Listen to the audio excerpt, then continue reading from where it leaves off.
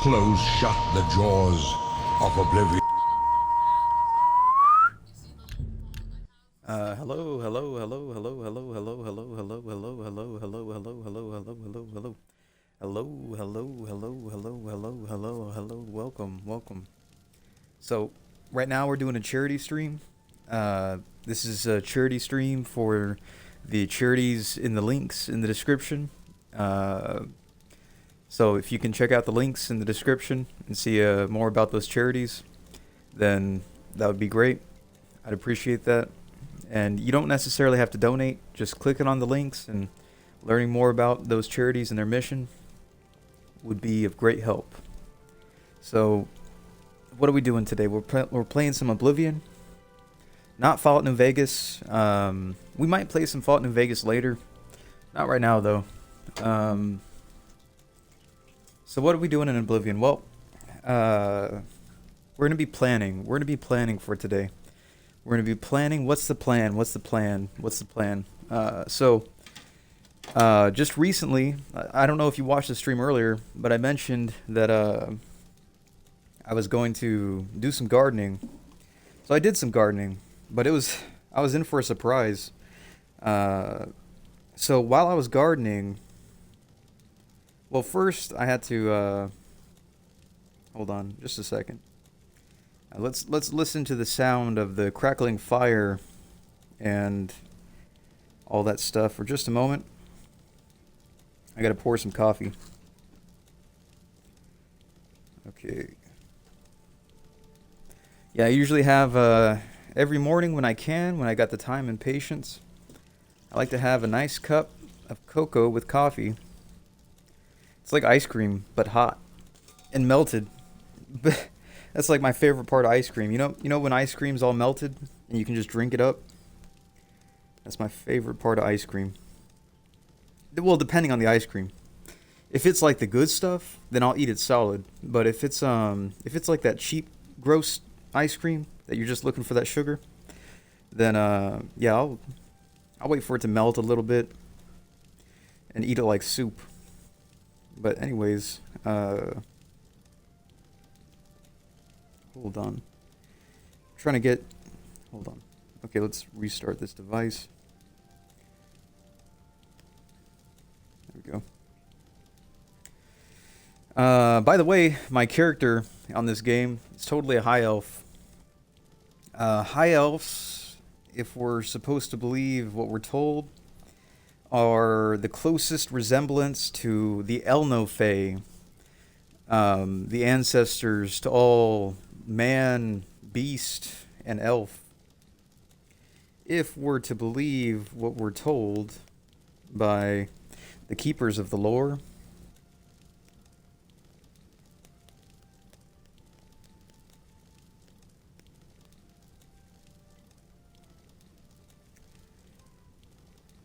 So, yeah, Elno High Elves, supposed to be the same thing from the same place.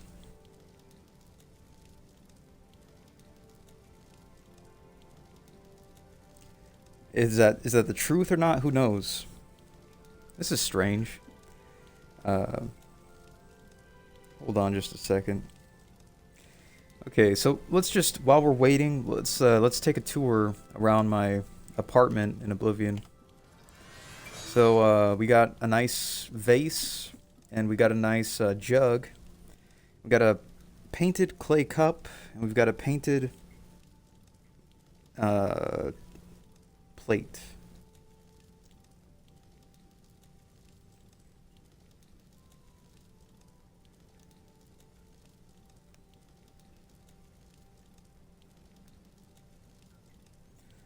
So what do we got going?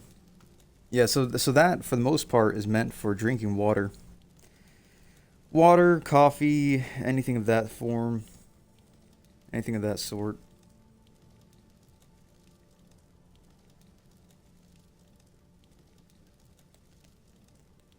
Okay.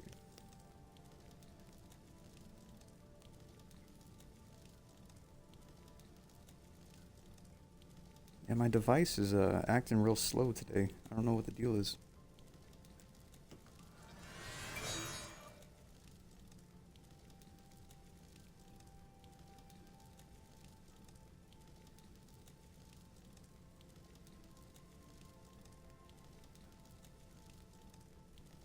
Oh, I know what the deal is. I was watching a bunch of Twitch on this thing, and what probably happened is the cache is probably full to the brim because I don't know what the deal is, but when an advertisement plays on Twitch, mobile devices seem to get stopped up a bit. So I'm gonna guess the cache is filled up from all the ads. And honestly, the only way to really fix that is to just buy a sub. If you're gonna watch the channel a bunch, just buy a sub, and the VODs won't play as much ads, and your device will thank you for it. That's if I'm guess. I've never actually bought a sub, so I don't know for sure if that's how it works. But I'm guessing, based upon what I've heard, buying a sub turns off ads, and I'm gonna guess that means on VODs as well. I know for a fact it turns off ads on the live stream. I don't know for sure if it turns off ads on the VODs. Yeah, this device is totally stopped up. Gosh. Okay. Oh well. Oh well. So let's just get on with the story then. I don't think this is gonna work. Okay. Can I at least get in my chat? Pretty sure I can. If not, I know my moderator's watching, but if I can't get into my chat, then I don't know for sure if I can. Yeah, the app's acting up. Okay. Let's see if I can get into my chat.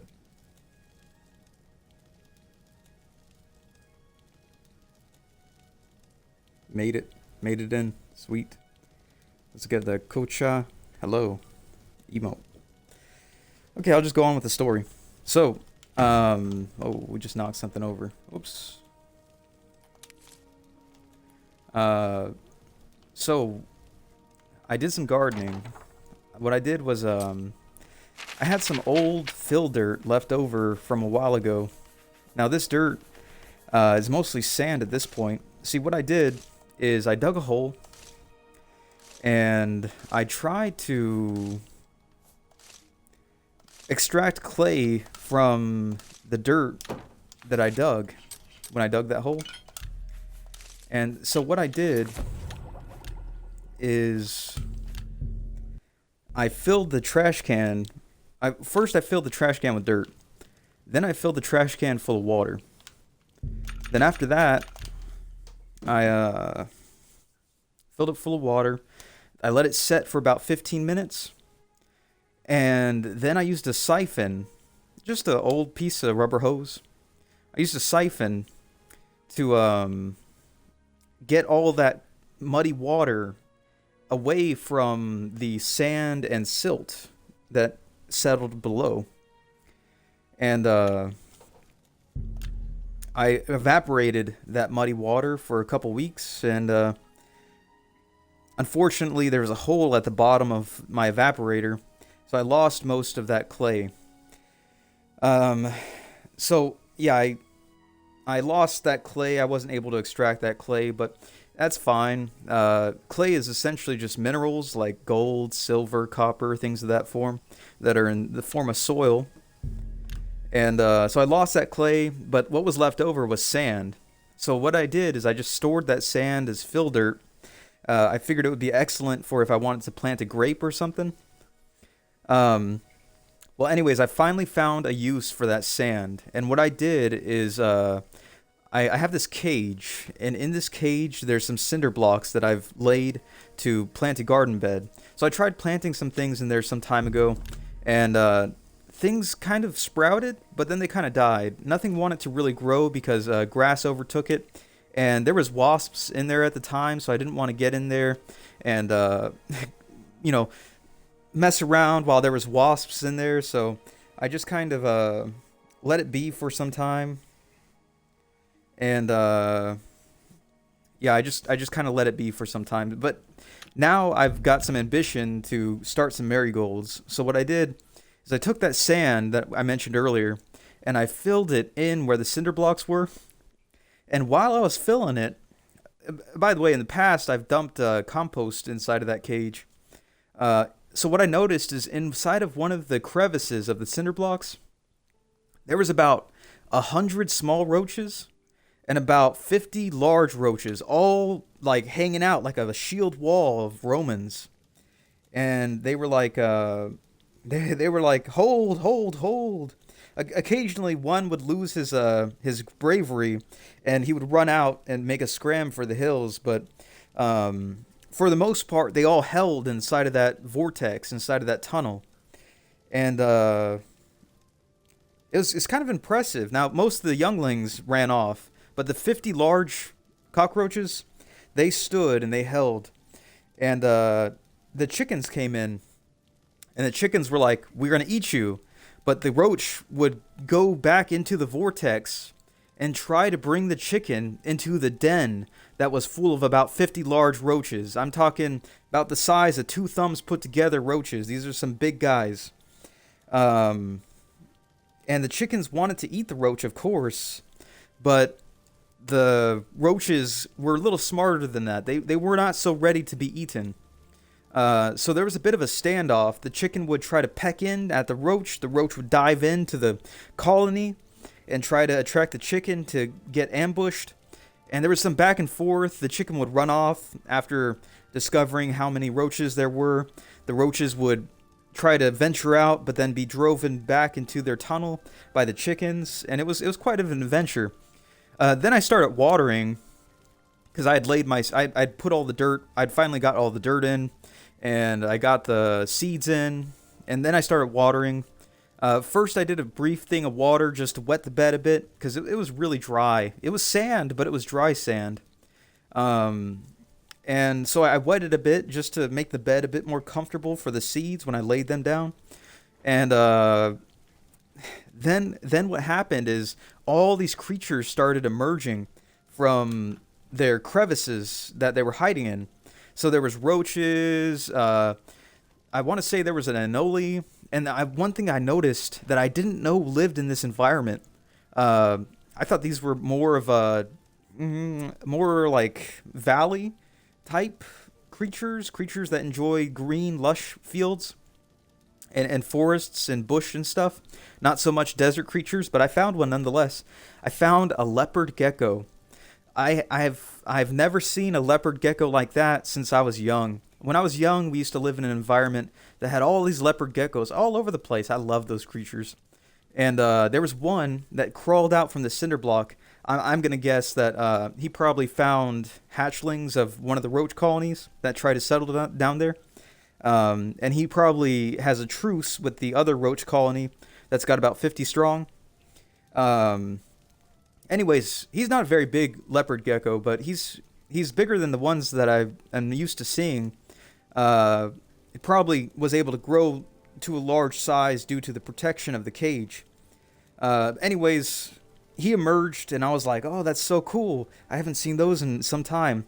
So, anyways, I've got a marigold garden going now. So, the plan is I watered it just after I started the garden. About 3 hours from now, I'm going to give it another dose of water. I understand I've upset those colonies that live in there, so they're probably going to migrate. I got to keep the cage shut for quite some time, because the thing is, while the chickens are scared to take on a colony of about 50 strong roaches, a wasp is not going to be scared of that at all. A yellow jacket's going to get in there and kill every single roach and kill every single gecko. And it's going to be a blood show, a massacre. It's going to be awful. So I got to keep that cage shut for the most part. Because the thing is, I need those roaches in there for breaking down material. And I need those geckos in there for pest control. The wasp is a little too extreme. When it comes to pest control, the wasp is just going to be a little too powerful. And I'm going to have to leave that outside of the cage. I don't need a wasp in the cage. And the wasp is also going to make it difficult for me to get in there and work.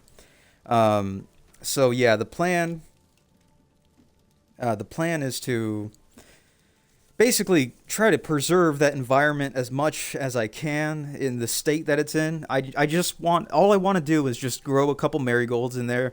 I don't want to bother the roaches. I don't want to bother the geckos. I didn't mean to disturb their environment. The cage is just there, and I figured it would be a great place to grow some marigolds. I've grown marigolds in there in the past. Um, I mean, it's nice that I've got these gecko and roach friends hanging out with me now, but they did not seem to appreciate being flooded out of their homes. So I'm going to assume that there's a certain degree of peace that's been broken for these marigolds to grow. But I'm hoping that there's enough peace left over that things can resume back to the way they are. I'm just going to simply get in there to do a little bit of gardening every day, and hopefully that's not too much commotion to bother them. I'll try to keep the chickens out, but yeah, I don't know. The chickens might still get in there. You never know. Chickens kind of do what they do. They are scared of the hose though, even when it's on the gentlest setting. So just turning on the hose around that area should keep the chickens out of that cage. And once again, I'm just going to try to keep the cage open just long enough to do some waterings. Not really long enough to invite in things like doves. I've noticed sometimes in the past when I've left the cage open, doves will get in there and start hanging out and use it as a house. Problem with that though is it's complicated to escape from. So sometimes a falcon will come by and get those doves while they're doves. See, the thing is, doves are kind of large, and it's difficult for them to really maneuver when they're flying. So like a sparrow, for example, a sparrow's got a little more maneuverability due to their small size. They can get those tight angles. Dove's a bit bigger, its wings are a bit bigger, and it needs a little more clearance to be able to maneuver. It doesn't need as much clearance as a hawk, but it still does need a certain degree of clearance. And there's a sweet spot when it comes to that cage that the hawk's able to get a dove about every hour when the doves decide to settle in that cage. So for the most part, I try to keep that cage closed because it's dangerous for the doves.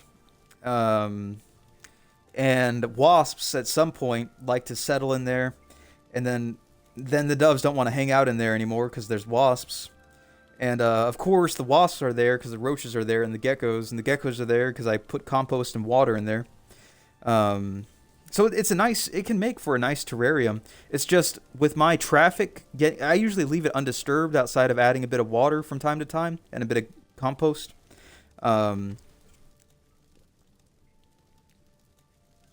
So it's going to be, I'm not too sure what's going to happen.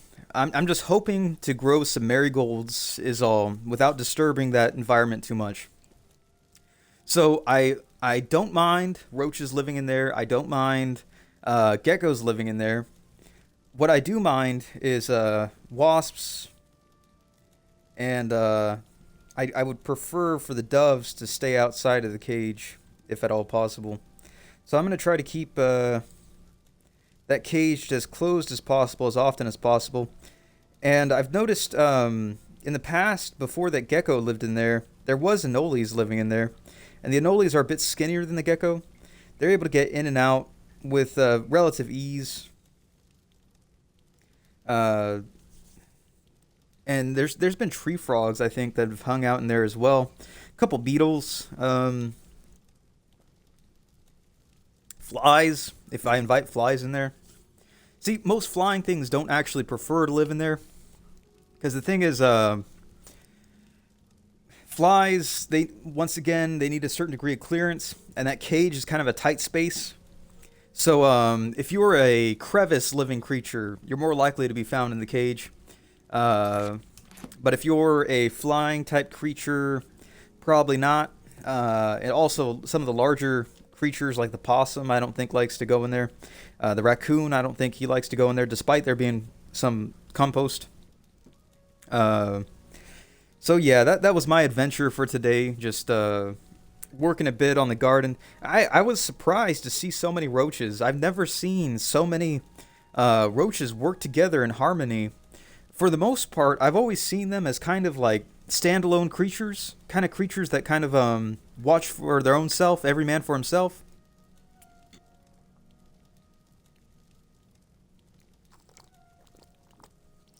But those roaches were like a small army.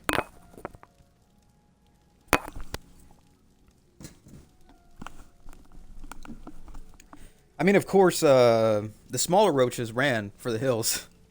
Um, but the large roaches, I was surprised to see them working in cooperation with one another. Uh, I did not expect them to be so uniform in behavior, and also to work with a strategy that that strategy of trying to bait the chickens into their vortex. That was unexpected. I was not expecting to see that, and I thought that was newsworthy. So I figured I'd bring it to my stream and tell you guys here. That's what I did. I turned on the stream and went ahead and told you guys the story, the tale of the planting of the marigolds and the battle between chicken and roach. Um, yeah, and once again, I got no problem with the roaches living in there. They don't really bother anything. Um, they help to break down compost, so I can appreciate their presence inside of that cage. I mean, if they want to live in the cage, they can live in the cage. I got no problem with that. If the gecko wants to live in the cage with them, gecko can live in the cage with them. That's fine. Uh, what I might do, since I know the gecko's living in there now, though, is I might add a few logs to the inside of that cage for the gecko to climb around in. I've saved a few sticks, not very impressive sticks. Kind of hollowed out sticks. There's some carpenter ants that like the wood around here, and so the sticks are really light and easy to work with, but not very strong. But probably strong enough to create some traffic, land bridges and whatnot for the geckos to travel on and hunt upon and perch upon. Now there's only one gecko from what I've seen, but he's maybe 6 months to maybe 8 months old. Not the oldest gecko, not the youngest gecko. I'm gonna guess he has got brothers and sisters around that area. That might have just been the bravest of the litter. Um, and once again, you got to keep in mind I got chickens back there, so outside of the cage, the chance of finding geckos is very slim because the chickens will probably find them first and eat them. But yeah, I was surprised to find a gecko in that cage. It's been a long time since I've seen a leopard gecko. For the most part, anoles they're more survivable in environments that have chickens. Anoles are quick. They got camouflage. They've got resistance to heat, and they've got a certain degree of acrobatics. So like the gecko likes to climb. That's kind of his ability, climbing and hiding. Whereas the anole can jump. I've seen anoles jump from one area to another. I used to have, before the Great Freeze, I had this one anole that would, he became pretty sizable over time. He would travel and follow me around, and I was like, lizard, you know there's like chickens all around us, right? And the lizard would just follow me around, and because the thing is, now I don't stink. I don't stink. But sometimes flies like to follow me around for whatever reason. And that anole was able to capitalize on the flies that would follow me around. A hungry anole. I can understand wanting to eat some flies that might be buzzing around me. So, anyways, yeah, once again, I don't stink. It's just flies like to land on people for some reason. They're attracted to people. But anyways, yeah, so I'd walk around and the flies would follow me sometimes, and the anole would be sure to hang around high places around me. And I'm like, anole, you know, like one slip, one fall, and the chickens are literally at my ankles, and you're done for. Anole never minded, and he survived all the way up to that Great Freeze. I don't know where he went. He either died or moved on to a different territory. But he would hang around the cage. He wouldn't go in the cage often. I'd see him in the cage sometimes. But when I came outside, he'd hop out of whatever crevice he was hiding in, and would follow me around and jump on all the different branches and stuff to stay at about waist level to higher to my height. And that was a fun anole to hang around. But yeah, I'm pretty sure that Great Freeze might have claimed him. as well as it had claimed so many other creatures and plants that lived around where I like to hang out. Um, you can try to save as much as you can, but at the end of the day, nature's nature, and you can only fight it so much. But yeah, that adventure. I'm hoping we won't have a freeze that extreme in the future.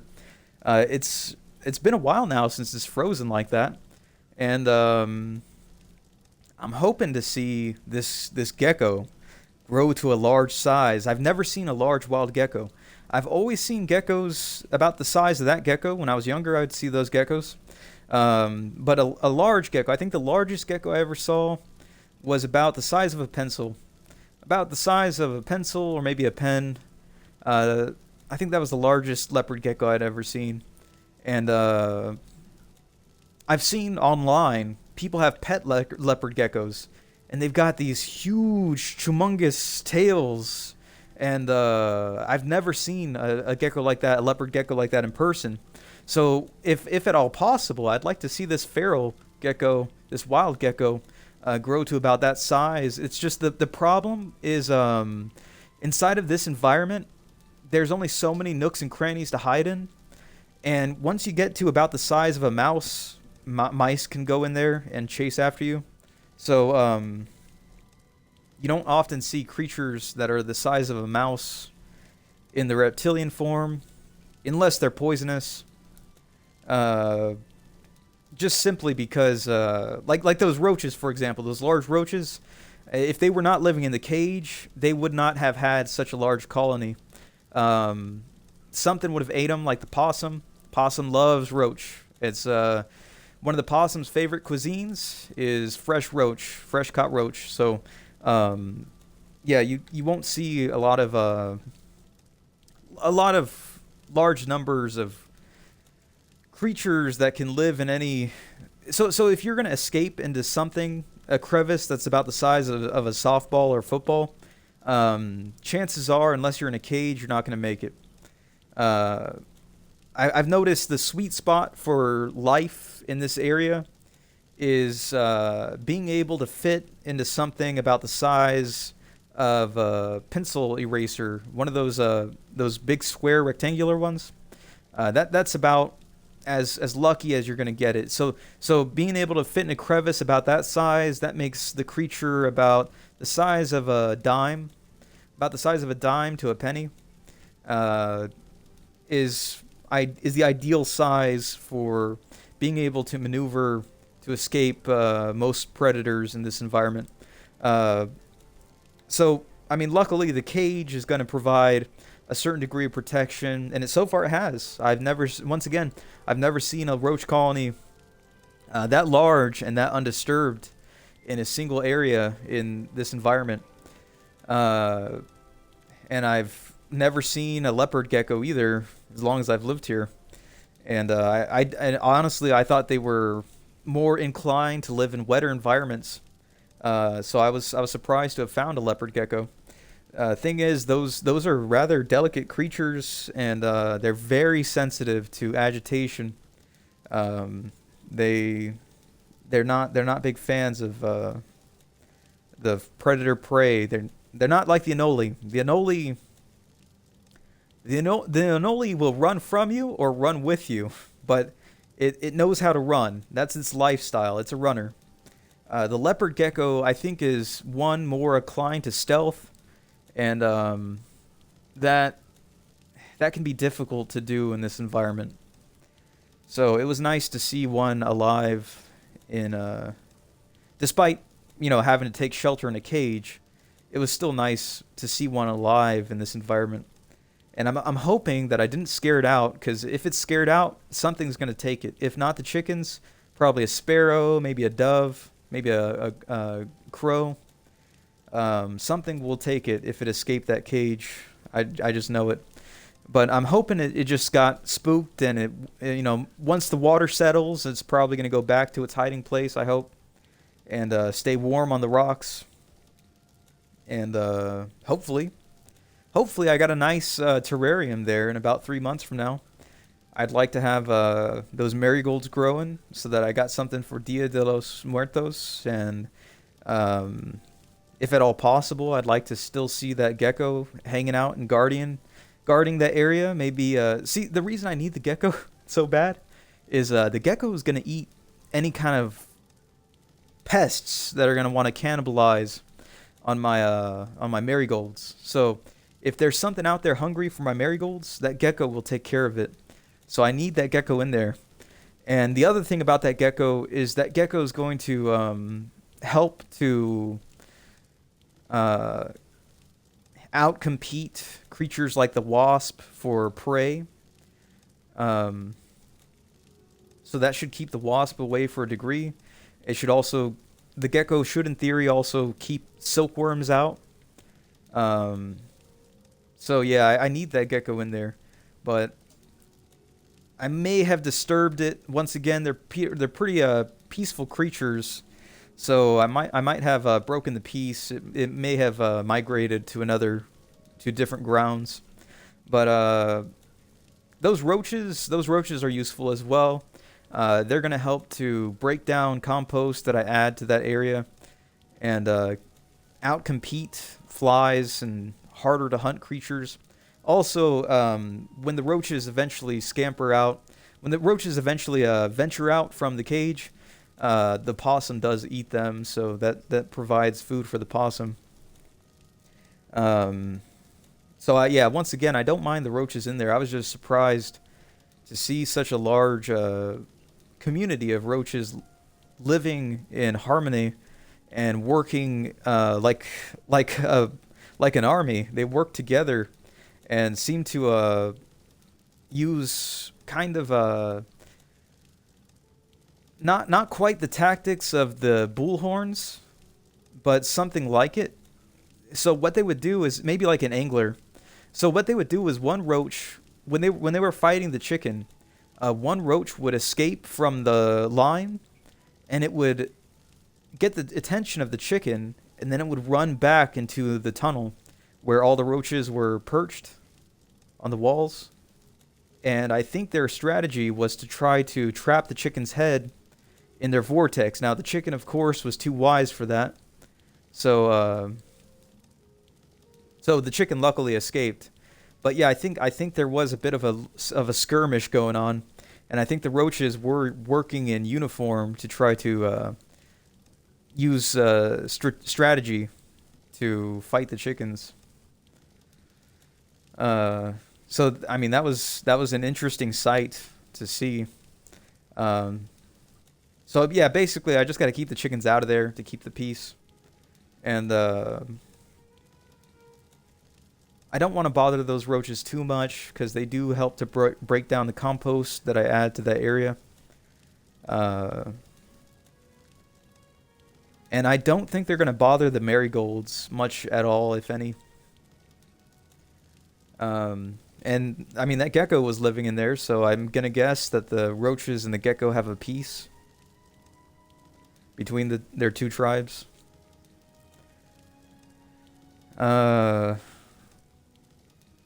But yeah, that was an interesting adventure. Anyways, that is gonna. Well, you know what? I might play some. I might. I'm sorry. I've just been sitting here by the fire telling you guys my story. Let's actually play the game a bit. Let's wait. Oh, not 24 hours. Let's wait 1 hour.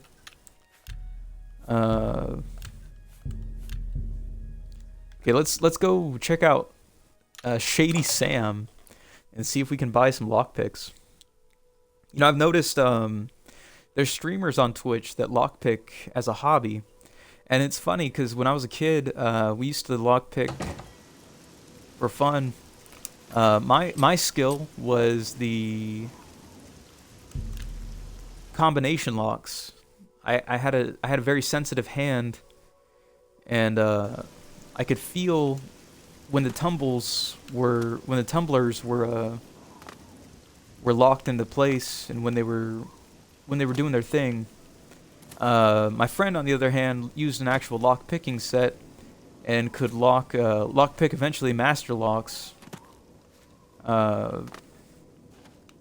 You need something special? Check out my wares. You won't find this stuff at your local general store, that's for damn sure. I offer the finest goods and lowest prices in all Cyrodiil. So that was fun. Now we never actually broke into anything. It was just a hobby to pass the time. There was a lot of time back then. Come see me anytime, friend. I'm here day or night. Yeah, that was a fun adventure. But yeah, I've noticed on Twitch people break locks to pass the time as well. It's not a bad way to pass the time. I just think it's funny that now it's an actual hobby instead of just being something you do while you're bored with what you got. So we used to just pass the time cracking locks because we didn't have anything better to do. But I've noticed on Twitch people do it as like the way you would play a video game. So like something that you seek out to do, not necessarily something you do with what you got, but more like something. So like, for example, when I've seen people breaking locks on Twitch, I've noticed they've got these lock picking sets, and they've got these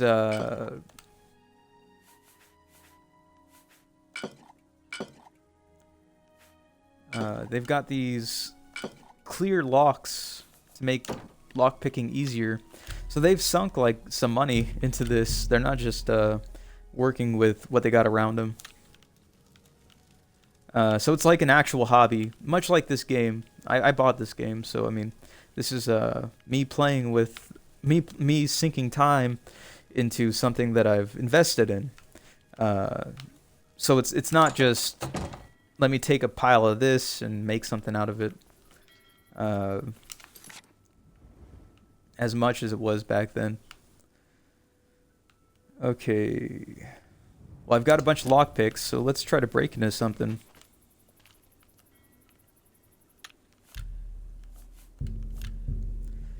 But yeah, that was a lot of fun back then.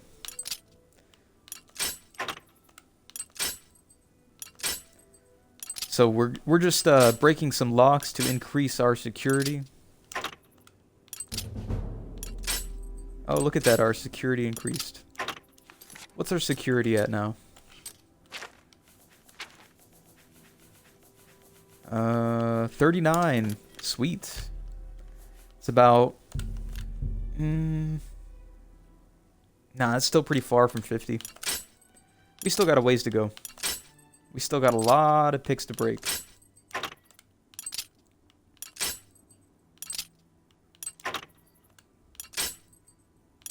And by the way, breaking picks is one of the best way to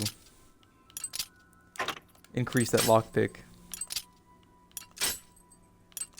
Increase that security skill.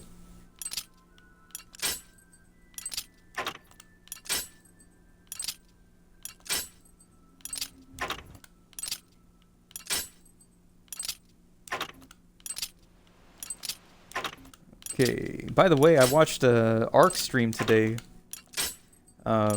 Couple Australians, really friendly. I was actually surprised by how friendly they were. I think it's because it's winter there right now. So, I've noticed for the most part, people seem to be more friendly during the winter. And that might have been why their attitude was rather friendly. Yeah, in the summer, summertime times are easy. So it's like that saying, "Fair weather friends."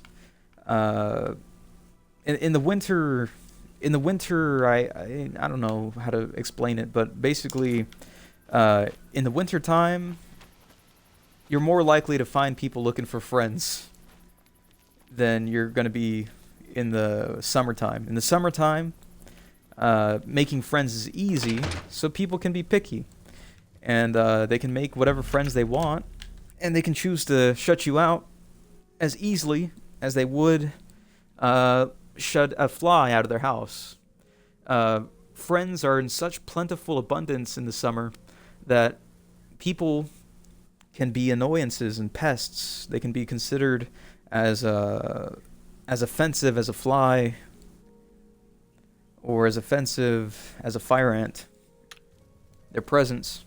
But in the winter, people's presence is often welcomed because it's in more scarce supply. Most people have moved on to warmer, greener pastures when the tundra is cold. Now, I'm not saying that everybody you run into in the winter is going to be friendly, but I am saying that their disposition might be a little warmer when the climate is cold. And when the climate's hot, they're more likely to be annoyed with you because they got all the friends they could want. So it seems. So if you're looking to make friends this summer, if you're looking to make a pen pal, maybe consider writing somebody from Australia or from maybe China, somewhere where it's cold right now.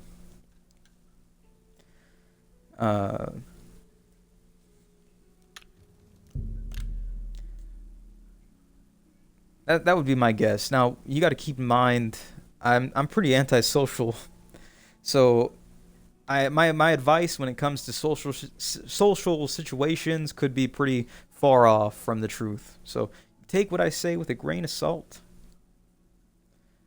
But I mean, if you're looking to make friends, pen pals this summer, you might have luck with somebody who's got no problems with the summer heat right now. And once again, I'm not saying that people in the summer are not going to be your friend. I'm just saying your chances are probably better off with people that are dealing with the cold right now. When times are cold, to me it seems that affections are more more warmly welcomed. Whereas when times are hot, the presence of another and the warmth that comes with them can often be seen as offensive and displeasing.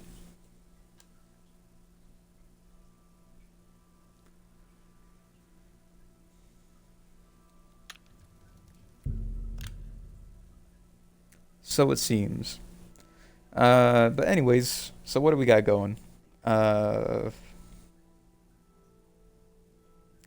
do we got going? We're waiting, and we're going to go visit Sam and pick up some lockpicks. You know, it's too bad there's not several ways to increase your security. So you'll notice that most other skills, there's a variety of ways to increase your skill. So like, for example, with blade, you can use an axe, or not an axe, you can use a dagger. You can use a long sword. You can use a short sword. And I want to say you can also use a two-handed sword. All ways to increase your blade. Whereas with blunt, once again, there's several options. But lockpick, as far as I know, the only option you have is to lockpick. So to increase your security, you can either seek training or you can lockpick. And that's pretty much all you can do. Speech, on the other hand, well, you know, I guess there's a couple skills like that. Speech seems to be only increasable, upgradable through either training or using the speech dialogue minigame. So you know what? I guess I'll give it to. I guess it's not that complicated, not that strange, not that weird to have. One simple way to increase a skill. Let's do business. You know, I've only gotten my security up to like maybe 95 in this game. I don't think I've ever maxed it out, so this is going to be a first time if we manage to increase our security to 100.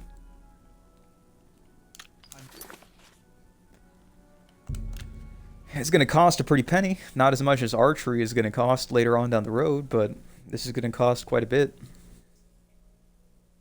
Yeah, archery. I've gotten marksman up to level 100 a couple times. Marksman is expensive, but it's doable. You just buy as many arrows as you can get and start making a porcupine out of a zombie. Just pluck that zombie full of so many arrows that he's gonna be looking like a sea urchin.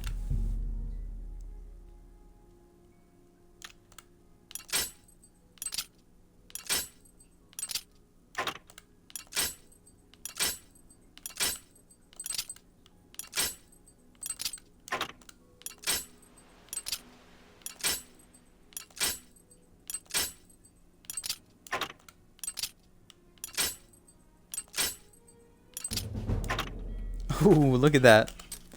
Already level 40 sneak, or not sneak, sorry. 40 security. So we got about 10 levels to get to 50. Now you got to keep in mind that this stuff scales, and it's not the most predictable. For example, you could get to level 1 quickly, and then get to level 2 fast, and then get to level 3 super slow, and then get to level 4 fast. There's no real rhyme or reason, it seems, to how much each skill takes, how many tries each skill takes. So it seems. I could be mistaken, but I'm surprised we're already at level 40 security from, I think we started at like level 5 security. So we're climbing. We've got as much security as we have blocks, so there's that. And at this point, we've got more security skill than we do marksman. So that's a good sign. If I've been able to master marksman, I've got to be able to master security.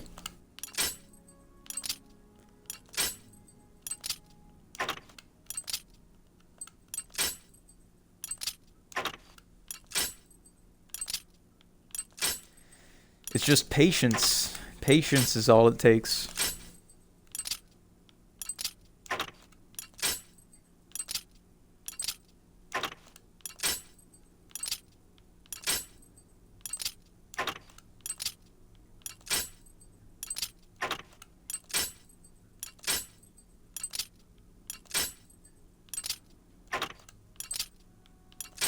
Let's just break these locks, and then we'll be right on our way. Purchase some more.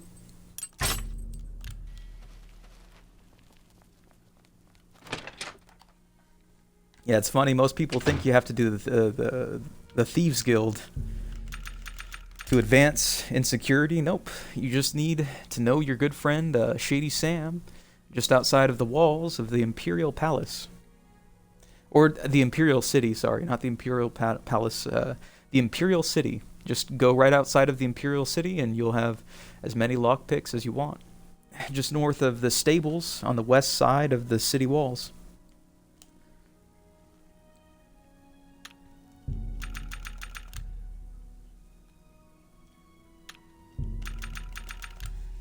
And not to just mention lockpicks, but you can get as much skooma and poison as you would like from the same guy. So that's sweet.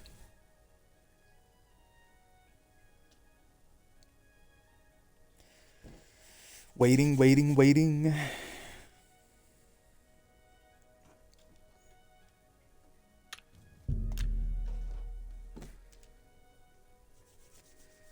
Yeah, we're leveling up our security skill.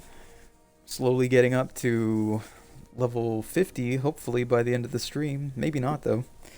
Maybe the most we'll get by this stream is level 42, realistically. But, I don't know, maybe level 50.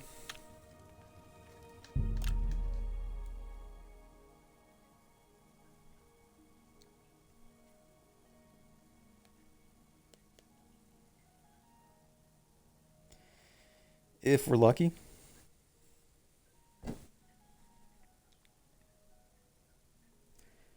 Yeah, I'm glad I got those marigolds planted.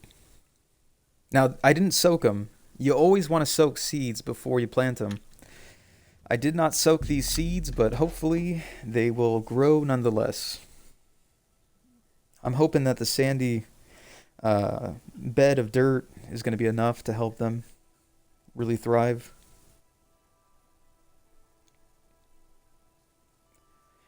I'm going to have to be very careful and use mist. The mist setting on the spring, on the hose.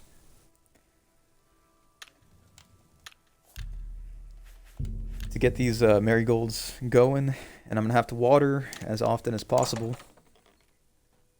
to make sure that they're properly hydrated to sprout.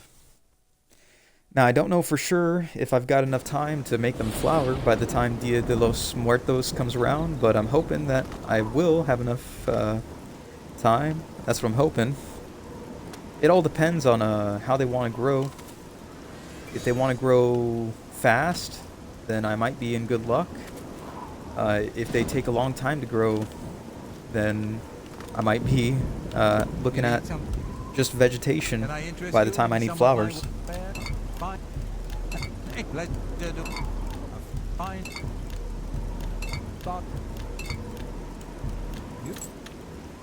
Come see me anytime, friend. So it's just a matter of the weather. See, the thing is, in the kind of weather that I hang out in, the weather can sometimes cause things to grow rapidly, or it can slow down the growth of something. So, for example, I've had years where certain bushes never flowered the entire year, and I've had years where there was flowers despite the season. The paperwork with the plant saying that it was not going to flower. So there's some plants that say they only flower once a year, but in this strange climate, sometimes they flower several times a year. And there's some plants that are meant to flower year long, and they won't flower at all. So gardening in this environment can be unpredictable and hard to track any rhyme or reason as to why things grow the way they do. But I still enjoy gardening as a hobby, despite it being somewhat difficult to really make any logical sense out of in this environment. I'm sure that in some places gardening makes a little more sense when you have more reliable weather. See, the thing is, the weather here is very strange and unpredictable, and I have a suspicion that the weather is what affects these plants to grow in such a strange and unpredictable manner. One nice thing, though, is sometimes there's certain plants that are meant to die that end up living immortally. Like, for example, there was once these peppers that we had purchased that were meant to die, which was why they were being sold on clearance. And if I remember correctly, we kept those for about 2 years, and they continued producing peppers the entire time. People came from all over to taste our peppers. It's pretty nice.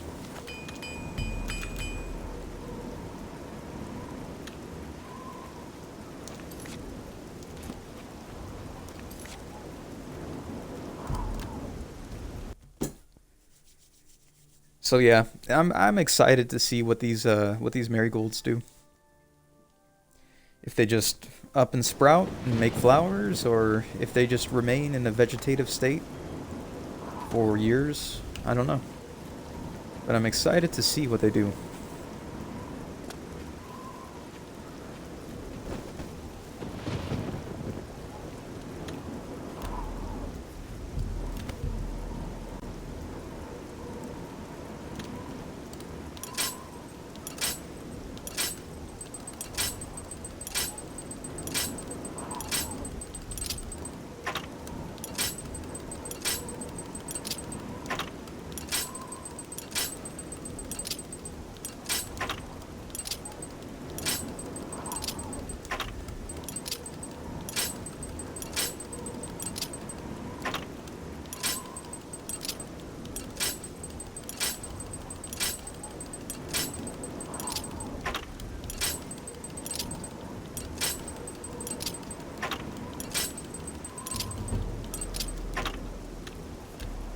Hey, look at that. We leveled up.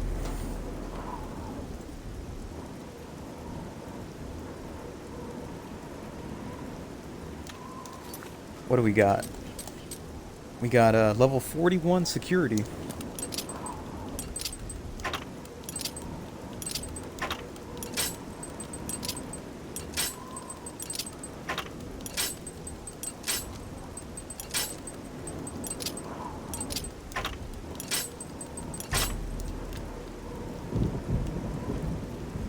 And that is all of our lockpicks. So we're going to have to wait another 3 days and 1 hour.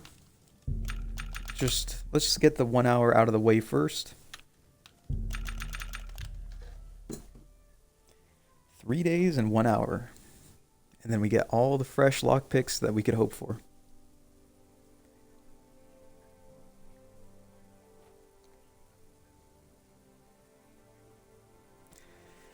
But you know what? I think I might call it a stream for now. And I might end the stream here. So thank you all so much for showing up. This is a charity stream, so if you get the chance, please check out the links in the description. There are several charitable organizations that all help out with our natural wildlife and ecosystems. And I'd appreciate it if you clicked on those links and learned more about those charitable organizations. That is going to be all for now. So farewell, goodbye. See you another time.